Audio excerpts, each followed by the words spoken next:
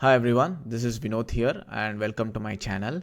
In today's video, we'll be looking at candlesticks, which is a continuation of the free technical analysis course. The first video we saw what is technical analysis, and in this video, we'll be looking at candlesticks. So these are the topics that I'll be covering. What are the basics of candlesticks? What are the attributes? And how do we interpret candlesticks, and we'll also look at an important concept called as the time frame. So let's get started with the basics of candlestick. So as we can see from here, the candlesticks are a visual representation of the price action. At what price the stock is being traded, like what price did it open, what price. So this is the price action that is happening between the buyers and sellers in the market, and this can be visually represented in the form of candlestick. So when we visually represent it in the form of candlesticks, we can try to understand the supply and demand dynamics that is playing out between the buyers and the sellers. There are two types of candles that can be formed, which is either the green candle or a red candle. When we say supply versus demand, the stock market is just like any other market, and by studying this price action that is playing out between the buyers and sellers and the supply versus demand happening, we can try to guess we can try to predict the next possible movement of the stock price. So when we use different time frames as well, we can see what is happening, who has been in control of the stock, whether the buyers or the sellers, for a long period of time. That will help us define the trend of the stock as well. So now, like, coming back to the two types of candles, the green candle and the red candle.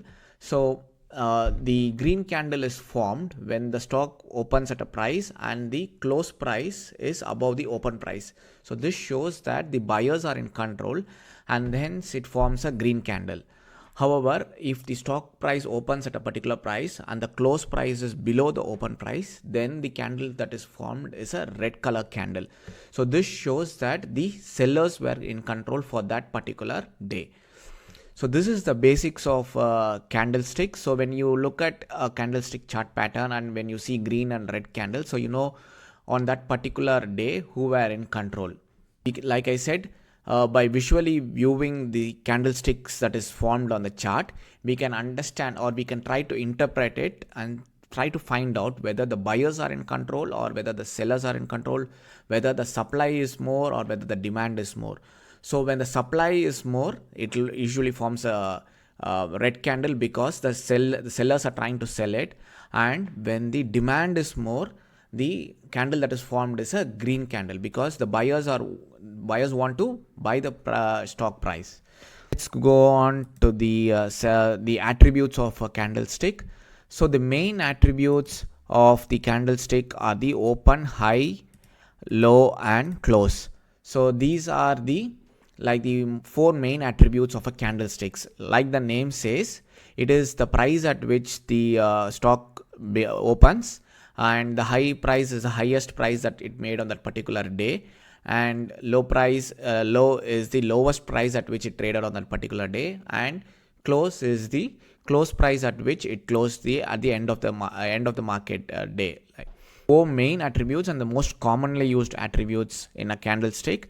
And when we are using end of day strategies, that is when the buy and sell signals are generated after the end of the day, then mostly the attribute that is used is the close price of the stock, which is which makes more sense.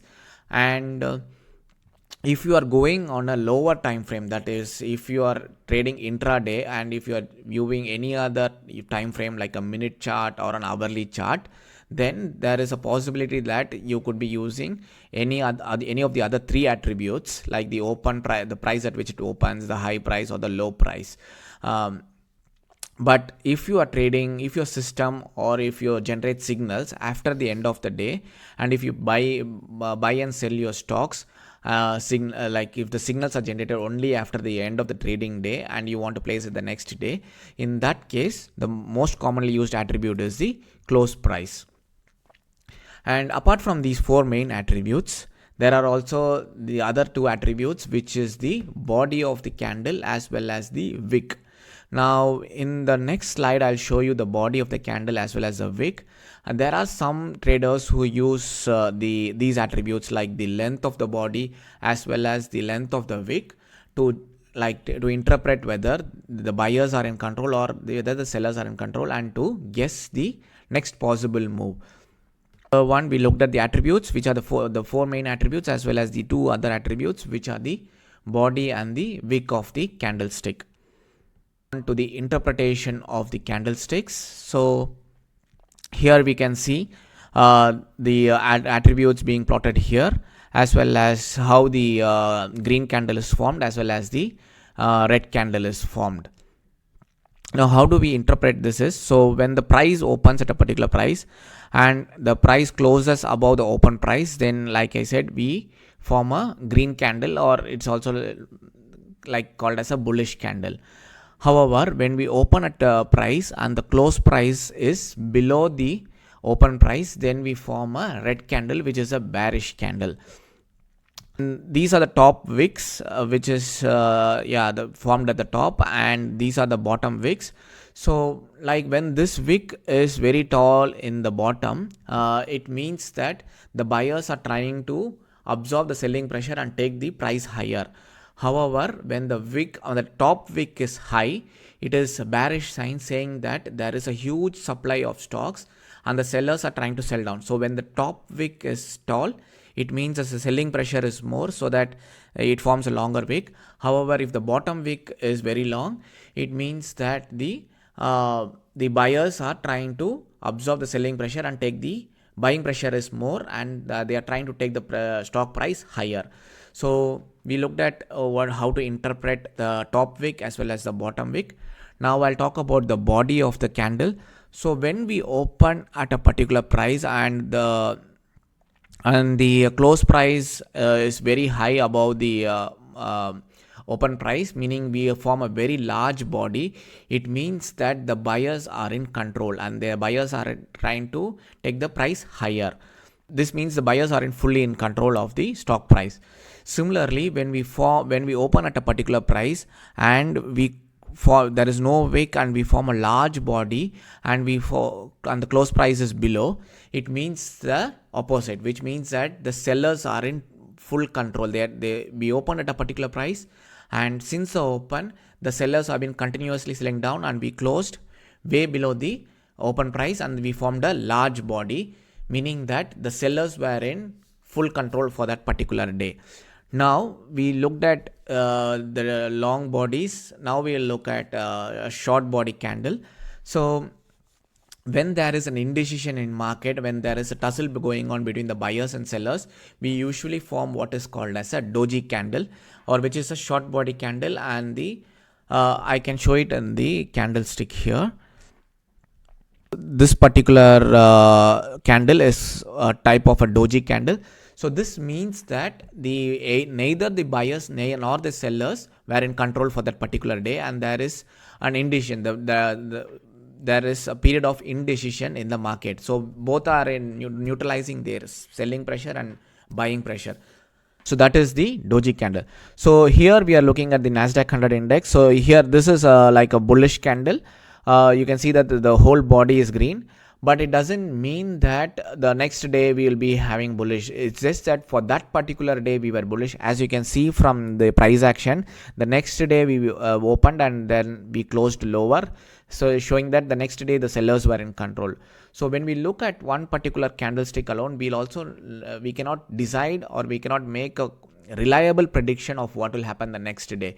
So we'll have to view it on multiple time frame. This is called as multiple time frame analysis. Like some people view daily and weekly combination to try to predict the next possible move.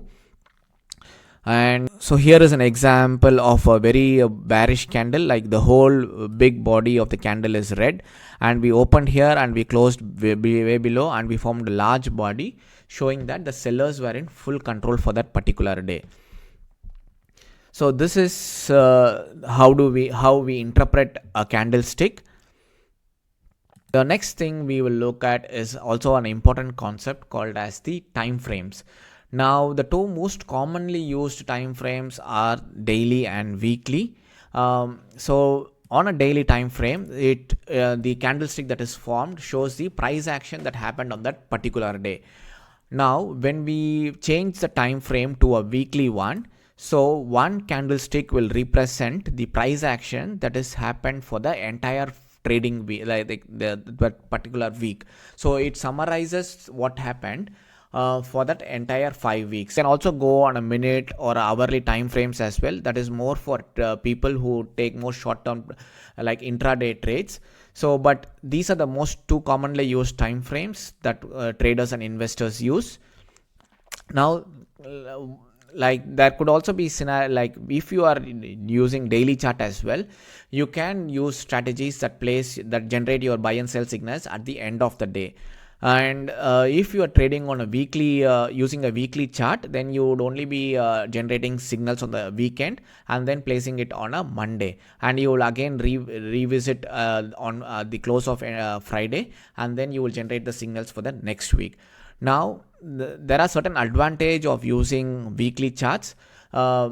Weekly charts is that you can remove the noise in the market. Like there could be a lot of volatility and the turbulence or the way the stock price moves.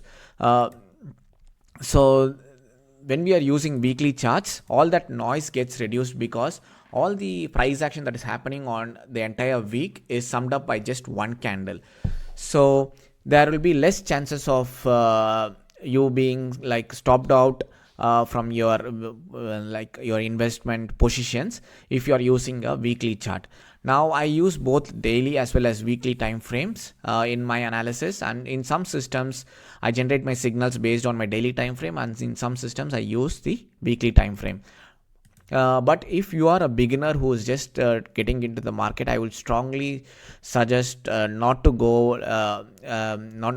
like in a minute or hourly time frame, because there will be a lot of signals that will be getting generated, and there will be a lot of transaction costs that will be incurred in your trading portfolio. I would suggest you start off with a daily time frame and a weekly time frame. And this is because you can remove a lot of noise when you are using these two time frames. Like whatever happens in a minute or hourly is just noise. There could be some price manipulation happening by big players and all that. So the stock could move down a lot and then recover by end of the Friday. Like it could open very low on Monday and then it could recover all the way on a Friday. But if you were trading on a lower time frame, you could be stopped out because of this volatility that happened in that entire week. So yeah, in this video we looked at what is candlesticks. We looked at the attributes of a candlestick and how do we interpret the candlestick. We also looked at bullish candlesticks, bearish candlesticks, and when there is a period of indecision, a doji candle is formed. And we also looked at time frames and which is the time frame that is most suited for beginners. Video I'll be continuing to make like videos on like teaching free technical analysis. Please do subscribe to my channel and do check out this playlist as well. Thank you for watching.